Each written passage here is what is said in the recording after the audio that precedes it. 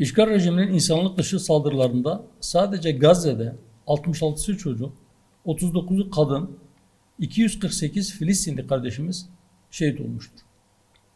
Direnişin gücü karşısında yenilen ve dünya kamuoyu karşısında zelil olan Siyonist işgal rejimi tek taraflı ateşkes ilan etmek zorunda kalmıştır.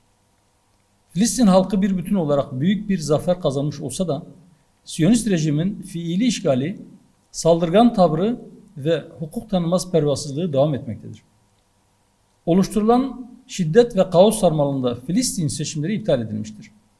Filistin'in bütünlüğünün tesisi, siyasal olarak gelişmesi ve Kudüs'ün özgürlüğü açısından seçimlerin yapılması hayati önemdedir. Şu anki ateşkesin geçici olduğu unutulmamalıdır. Soruna kalıcı çözüm için özellikle Türkiye'nin daha etkin bir duruş sergilemesi zorunludur. İşgal rejimi ile yapılan ticaretin 6 milyar doları geçmesi bu anlamda ciddi bir sorun ve çelişkidir. Türkiye mahkemelerinin yargı yetkisi dikkate alınmalı ve bu mekanizma harekete geçirilmelidir. Ceza kanununda tanımlanan insanlığa karşı suçlar ve soykırım suçu bütün unsurlarıyla oluşmuştur. Hiçbir yaptırımı olmayan kınamalar yerine somut ve etkili bir yol olan bu mekanizmanın işletilerek Siyonist canilerin yargılanması tarihi, vicdani ve hukuki bir sorumluluktur. Bu sorumluluğun gereği olarak Adalet Bakanlığı'nı derhal harekete geçmeye davet ediyoruz. 17 Mayıs'ta biten tam kapanma sürecinin sonunda vaka sayılarında belirgin bir azalma görülmüştür. Daha önceki kısmi kısıtlamalar ile tam kapanma uygulamaları nedeniyle birçok sektör ağır sonuçlar ile yüz yüze kaldı. Ancak son kapanma kararının turizm sektörünün önünün açılması için alınması diğer sektör yatırımcılarını yaralamıştır. Zira bu sektörlerin ağır bir mağduriyet yaşayacağı bilinmesine rağmen kapanmaya gidildi. Eğitim anlamında çocuklarımızın 2 yılı hebe oldu. Eğitim sistemi çöktü. Turizmin eğitimden, toplum sağlığından ve diğer bütün sektörlerden daha fazla önemsenmesini tasvip etmiyoruz. Eğitime bağlı sektörler de çöküş yaşadı. Özel eğitim kurumları bir bir kapandı. Okul kantinlerini işleten esnaf iflas etti. Okul servis hizmetlerini yürüten kişi ve şirketlerinin kredi borçlarına karşılık servis araçlarına hacizler geldi.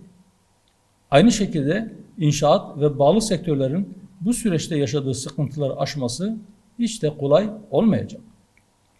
Bütün bu sıkıntılar yaşanırken tedbirlerin turizm sezonuna göre ayarlanması ne kadar doğrudur? Öte taraftan insanlarımız her türlü kısıtlamaya tabi tutulurken hasta ya da temaslı olup olmadığı bilinmeyen yabancı turistler hiçbir kısıtlamaya takılmadan gezebilmektedir. Zaten ciddi anlamda düşmüş olan turizm geliri için toplumumuzun sağlığını ciddi anlamda tehlikeye atmak büyük bir yanlıştır. Ekonomide sıkıntılar gün geçtikçe artmaktadır. Pandeminin etkisini azaltmak için açıklanan destek paketinin akabinde akaryakıtta ÖTV'nin bir seferde %10 arttırılması, hedeflenen enflasyon oranına ulaşmayı imkansız kılmanın yanı sıra ulaşım başta olmak üzere her şeye zam olarak yansıyacaktır. Bir taraftan destek paketleri açıklanırken diğer taraftan kaynak oluşturmak için hemen her şeyin fiyatına yansıması muhakkak olduğu bilinmesine rağmen akaryakıttan alınan vergilerin artırılması yoluna gidilmesi bariz bir çelişkidir. Her fırsatta fiyat istikrarına vurgu yapılmasına karşın diğer taraftan fiyat istikrarını bozacak uygulamalara gidilmesinin izahı yoktur. Krizin önlenmesi ve fiyat istikrarına kavuşulabilmesi için ilkin hükümet elini taşın altına koymalı ve zamları durdurmalıdır. Son TÜİK rakamlarına göre işsizlik halen ekonominin kara deliği olmaya devam etmektedir. Genç işsizlik oranının %24,7 olarak gerçekleşmesi hükümetin hala işsizliğin ekonomi için oluşturduğu tehlikenin farkında olmadığını göstermektedir. Yatırım ve istihdam için bugüne kadar verilen taahhütler yerine getirilmemiştir. Kamu ve özel sektörün ortak fedakarlığına dayanan büyük bir istihdam seferberliğine ihtiyaç vardır. Öte taraftan kuraklığın olduğu bölgelerde çiftçilerin mağduriyetlerini telafi edecek daha ciddi adımlar atılmalıdır. Sadece kamu bankalarına olan borçların ertelenmesi çiftçinin derdine derman olmayacaktır. Çiftçilerin bir sonraki ekimlerini yapabilmeleri için tohum ve diğer girdilerin devlet tarafından karşılanması tedarik zincirinin güvenliği için zorunludur. Gündemdeki bir diğer konu ise Hakkari'nin Derecik ilçesinde 2 köylünün yaralanmasıdır. Hakkari'nin Derecik ilçesinin Çemekurk yani Derindere mezrağında kaçakçılık yaptıkları iddiasıyla biri 17, diğeri 21 yaşında olan iki vatandaşımız güvenlik güçlerinin açtıkları ateş ile yaralandılar. Medyaya yansıyan görüntülerde vatandaşlardan birinin biz terörist değiliz, silah yok, sadece sigara var dedikleri görülmektedir. Sınırın öbür tarafından getirdikleri ufak tefek öteveriyle ailelerinin geçimine katkıda bulunan çocuk yaştaki insanların ateş altına alınması hukuk devletinde olmaması gereken bir durumdur. Daha önce de defalarca benzer durumlar yaşanmasına rağmen halen aynı durumların tekrarlanması kabul edilebilir bir şey değildir.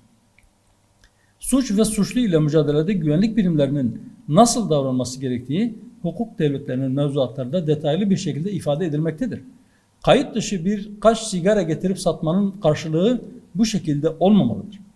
Vatandaşların yasalara ve toplumsal sorumluluklara bağlı kalma zorunluluğu olduğu gibi güvenlik birimleri de görevlerini yerine getirirken hukuka bağlı kalmak ve ölçülü olmak zorundadırlar. Söz konusu olay ivedilikle soruşturulmalı ve görevlerini suistimal edenler hak ettikleri cezalara çarptırılmalıdır.